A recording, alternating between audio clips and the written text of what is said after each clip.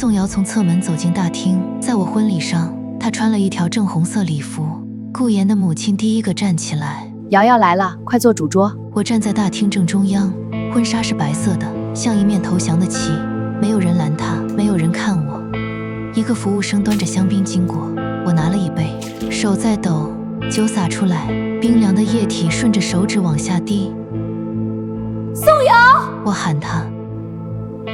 姐姐。她回头，表情无辜得像只猫。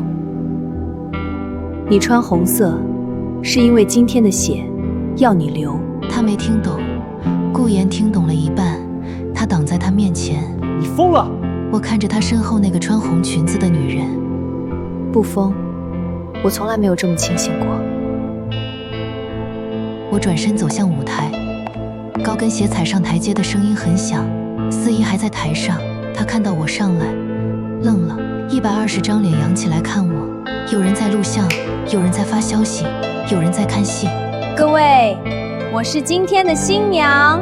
顾言在台下喊我的名字，声音里带着警告。申倩！我没看他。